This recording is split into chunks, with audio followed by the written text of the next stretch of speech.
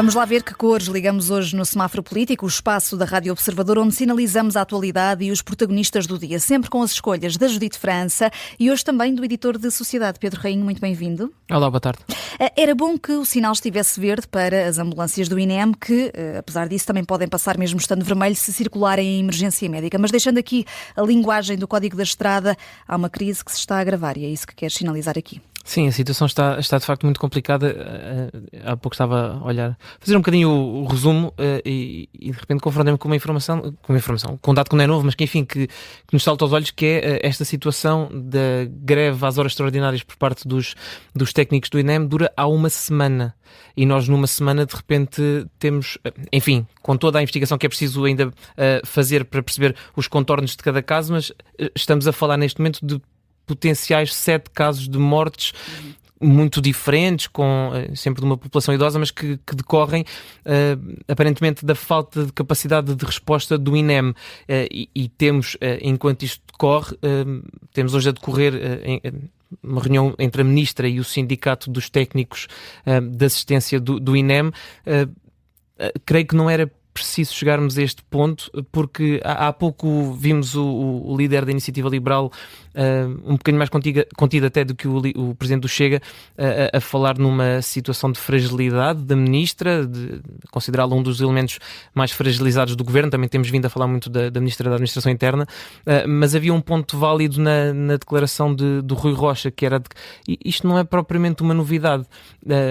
Estive a fazer a tal pesquisa e já em julho, no exercício de memória, já em julho, a Ministra da Saúde no Parlamento a falar sobre a situação no INEM, em julho, no verão, alguns meses depois de o Governo tomar posse, a Ministra no Parlamento falava numa necessidade de se refundar o INEM, de ser preciso um novo INEM e de se encontrarem soluções o mais depressa possível. E a Ministra dizia isto porque a situação já era complicada na altura. Lembremos-nos só de que precisamente em julho, o Governo, havia um presidente do INEM em funções, Luís Meira, que que se demitiu do cargo por considerar que havia uma quebra na confiança da tutela e depois, se calhar já não nos lembramos disto, mas houve um convite do Governo para alguém assumir a função, a presidência do INEM. No caso foi o médico internista Vítor Almeida, e o próprio médico internista, quando começou a fazer a avaliação das condições que tinha para assumir aquelas funções, presidir ao INEM, recusou assumir a presidência e alegando razões profissionais e face ao contexto atual do Instituto. Isto não é nenhuma notícia, não é nenhuma informação em off, é o próprio Ministério que o assume na altura e, portanto, já em julho se percebia que a situação era muito sensível. E criticou na altura a falta de plano B também. A falta de plano B e lá está, isto acontecia no mesmo momento em que a Ministra anunciava uma auditoria do IGAS, do Instituto para a Gestão da Atividade em Saúde, uma auditoria ao funcionamento do INEM, uma auditoria até bastante extensa, que aparentemente estará concluída, se não no final deste mês, no início do próximo mês. Temos essa indicação, mas já passou muito tempo. E chegamos a este ponto em que há uma greve às horas extraordinárias por parte destes técnicos, coincide com outra greve da função pública na segunda-feira e estes 7 casos que ainda têm que ser investigados de eventuais mortes por falta de assistência. E de facto a situação não está fácil e ainda menos fácil fica quando a Ministra é chamada, é solicitada a comentar o que se está a passar e o que a Ministra diz. Enfim, eu não quero correr aqui o risco de depois haver um comunicado do Ministério a dizer que a Ministra foi mal interpretada e que não queria dizer aquilo que disse, enfim, como aconteceu precisamente com o MAI. Mas o que a Ministra diz é que o que está a acontecer é uma falta de disponibilidade dos trabalhadores, dos técnicos do INEM, de quem atende as chamadas do 112, de quem presta socorro na estrada, quem conduz as ambulâncias e as motas, mas a Ministra diz que há uma falta de disponibilidade daqueles trabalhadores para fazer horas extra. Depois ainda admite, quer dizer, que eles até fazem muitas, mas a reação do ponto de vista político devia eventualmente seguir outro caminho, eventualmente ter uma reunião com o sindicato. Há 3 sindicatos a representar estes técnicos, sentar-se à mesa com eles. Que foi convocada só esta tarde, pelo menos a nota de agenda só chegou aos jornalistas depois do almoço. E eventualmente, especulação minha, assumo, mas eventualmente porque 7 já era demais, ou 6 na altura já eram demais. E de facto, conhecendo a situação, porque vamos lá ver, há uma greve em curso, como eu dizia, não é? Às horas extraordinárias. Mas já antes disto, já antes desta greve em curso, a situação era preocupante, porque eu não quero dar muitos números, mas o INEM deveria ter, segundo dados dos sindicatos, deveria ter 1.500 técnicos ao serviço, a trabalhar no INEM, nas várias vertentes. O sindicato diz que há 700, menos de metade.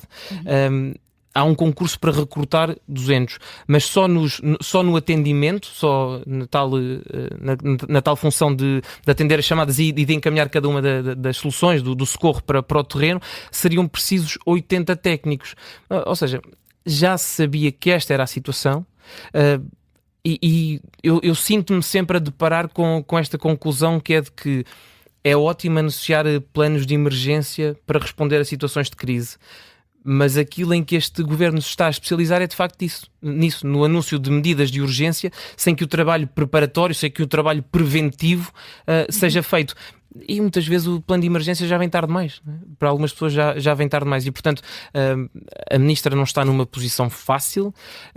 Aquilo que se comenta... Deixa-me só acrescentar, Pedro, que só o facto do INEM depender das horas extraordinárias para o funcionamento regular já é por si só preocupante. Nós já estamos no nível a seguir, que já nem isso é garantido. Já nem isso é suficiente. E conhecemos esta situação quando tivemos a classe médica em greve, que começou com o movimento dos médicos em luta, e a situação, quer dizer, era um contexto muito mais amplo e com recursos muito mais amplos também, mas que redundou ou resultou naquilo que nós conhecemos, que foi problemas na abertura, no funcionamento das urgências médicas, precisamente porque rapidamente estas horas extraordinárias se esgotam, e se esgota também a capacidade.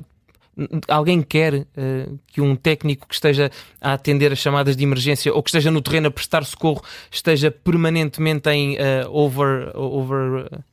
overperformance, nem é isto, porque nem é esta a expressão que se usa, mas com uma sobrecarga de horas extraordinárias enorme e em funções que são de stress enorme, e que isto aconteça semana após semana, não é de facto uma situação tranquilizadora. E depois há o outro ponto, que era aí que queria chegar também, que é o do alarme social que isto provoca.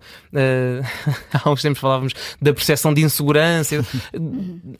Talvez seja só uma percepção, mas de facto a capacidade de resposta está fragilizada, e são precisas medidas urgentes. Já eram precisas ontem. E quando são questões ontem, de saúde, esse alarme é maior, não é? E é mais do que justificado. Deixa-me só dizer que há pouco referiste o Chega a questionar a continuidade da Ministra da Saúde no cargo. O PS também já veio fazê-lo, e a João Paulo Correia, deputado socialista, de resto vai direto ao assunto depois das 6h10. E vamos agora, Miguel, ao sinal da Judite. Sim, ainda sobre o mesmo assunto de ontem, embora aqui num setor diferente. Ontem sinalizaste o choque frontal entre o antigo secretário-geral do PS e o atual, o artigo de opinião de António Costa, que acabou por resultar na demissão de Ricardo Leão, e hoje quer-se assinalar o choque entre Pedro Nuno Santos e a líder parlamentar Alexandra Leitão. Sim, porque soubemos pelo Observador que, enquanto decorria a polémica a propósito das declarações de Ricardo Leão sobre os autores dos desacatos nos bairros sociais, que deveriam, segundo Ricardo Leão, ser despejados das suas casas, Alexandra Leitão, não confundir com Leão, líder da bancada parlamentar do PS, demitiu-se da Federação da Área Urbana de Lisboa. Não é coisa pouca, porque estamos a falar, precisamente, de uma das pessoas mais próximas de Pedro Nuno Santos. Passou despercebido, de facto, mas é relevante. Alexandra Leitão já tinha criticado com veemência as declarações de Ricardo Leão. Pedro Nuno Santos, entretanto, veio minimizar essas declarações, dizendo que tinha sido um momento mau, estou a citar, do autarca de Loures, e também presidente da Federação, ainda nessa altura.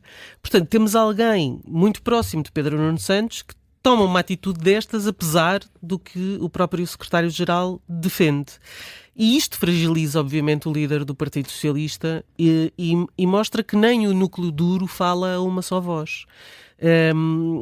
Claro que surgiram muitas vozes, e algumas não identificadas, zangadas com António Costa por ter feito aquele artigo, por ter posto o líder em xeque, tê-lo até acusado de taticismo calculista, quando se referiu à forma como Pedro Nuno Santos sacudiu o caso.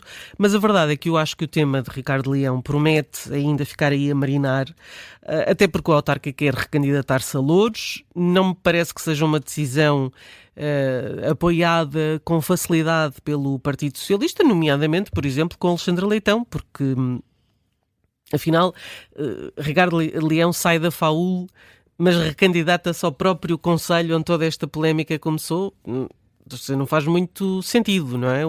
Uma coisa é estar num órgão diretivo do Partido Socialista, outra coisa é estar na Câmara, onde, enfim, a recomendação do Chega foi aprovada pelo PS e também pelo PSD, convém não esquecer, para que isto acontecesse.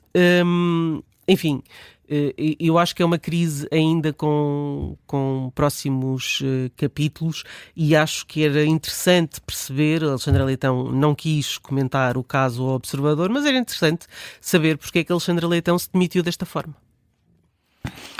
Ricardo Leão, aliás, se demitiu desta forma. Não, Alexandra Leitão saiu, demitiu-se, sim, no sentido no fundo demitiu-se da Comissão Política da FAU. E qual é que é a cor, Judite? Eu vou dar um amarelo a isto, porque acho que está aqui uma grande confusão. Ainda queres o fim da história? Eu quero o fim desta história, gosto de fechar os ciclos.